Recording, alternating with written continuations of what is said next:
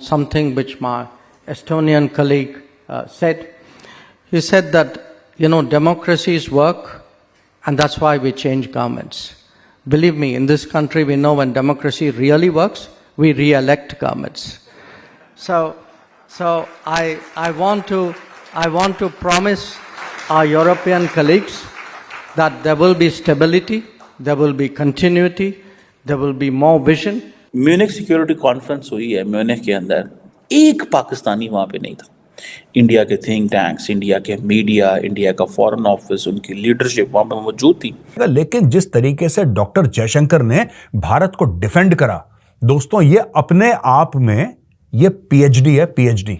India के अंदर आए रोज, कभी ग्रीस, आज देखिए ग्रीस के प्राइम मिनिस्टर आए हुए हैं वहां पे, ठीक है जी।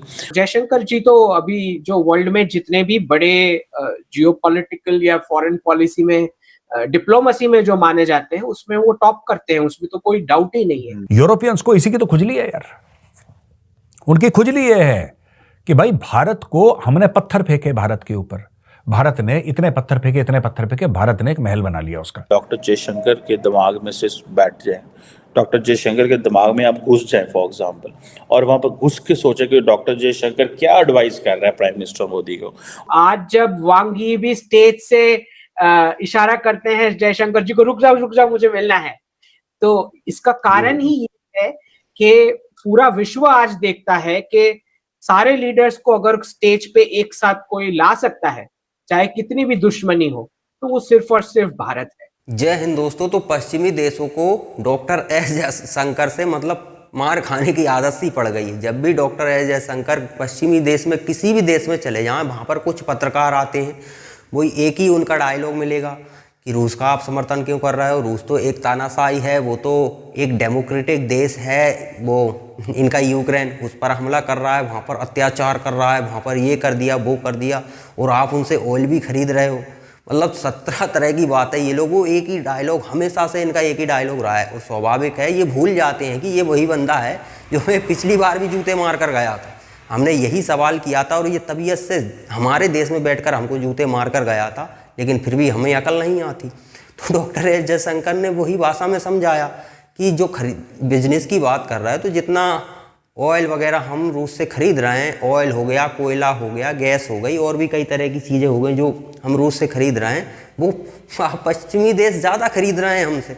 भारत का तो नंबर बहुत पीछे आता है, तो आप ज़्यादा खरीद रहे हो, तो यूक्रेन के दुश्मन तो आप हो, आप रूस को फ़ायदा पहुंचा रहे हो। और दूसरी बात डेमोक्रेसी की करते हो आप, तो भैया डेमोक्रेसी तब कहाँ चली गई थी जब आप पाकिस्तान को हथियार बेच रहे थे। हमने आपसे कहा कि हमें हथियार बेचिए, आपने मना कर दिया था कि हम आपको हथियार नहीं बेचेंगे।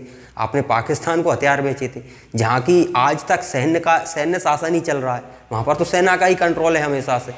लेकिन 1971 का युद्ध होता है, पाकिस्तान हमसे लड़ता है, आप पाकिस्तान को हथियार दे रहे हो कि पाकिस्तान को खतरा है। भैया पाकिस्तान को खतरा है, वो हम पर हमला कर रहा है, वो शुरुआत कर रहा है, तो उसको काय को खतरा तो हमें था ना।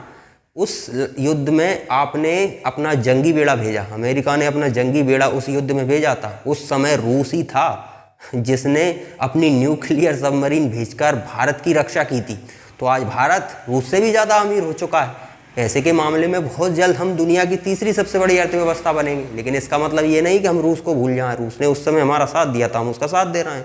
आपसे तो फ़ायदा ही उठा सकते हैं, क्योंकि आपका कोई भरोसा नहीं है।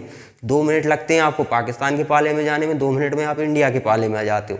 तो डॉक्टर एस जयशंकर ने और किस तरह से धोया इन्हें, चलिए वो देखते हैं। डॉक्टर जयशंकर जी का आपने टीम की बात की, तो मुझे मतलब मैं दूर बैठा हुआ शख्स हूं, लेकिन मुझे लगता है कि वो बड़े की प्लेयर है उनके टीम के। जी बिल्कुल, जयशंकर जी, पूरी टीम ही ऐसी है।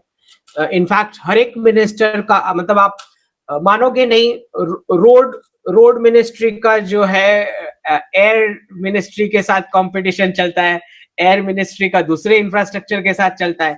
तो इट्स लाइक एक मोदी जी ने जो एक हेल्दी कंपटीशन करवा के जिस प्रकार के टारगेट्स दिए हैं, मैं बता रहा हूं, वो एंड पॉइंट सिलेक्ट करते हैं, वहां से वर्क बैक करते हैं कि अगर वहां पहुंचना है तो अभी ये सब स्टेप्स करने पड़ेंगे।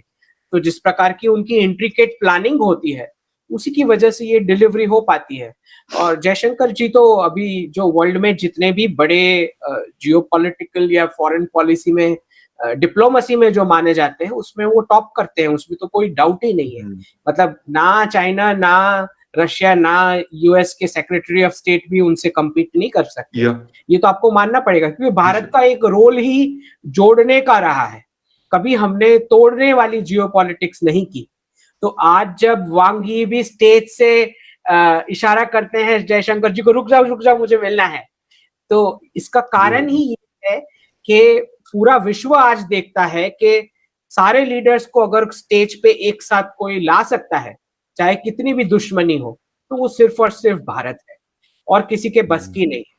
तो आप देखोगे लावरोव भी आएंगे और ब्लिंकन भी आएंगे और एक ही फोटो में जयशंकर जी के साथ खड़े भी रहेंगे। तो ये तभी पॉसिबल है कि आप एक ब्रिज बन सकते हो सबके बीच, क्योंकि कभी आपने तोड़ने वाली राजनीति करी नहीं है, आपने हमेशा जोड़ने वाली करी है। तो अगर आप जयशंकर जी को, क्योंकि बहुत सारे वेस्टर्न मीडिया तो आप जानते हो वेस्ट का इन्फ्लुएंस ज्यादा है, हर बार उनको पूछा जाता है कि आप रशियन ऑयल क्यों कैसे ले सकते हो, हाउ डू यू गो।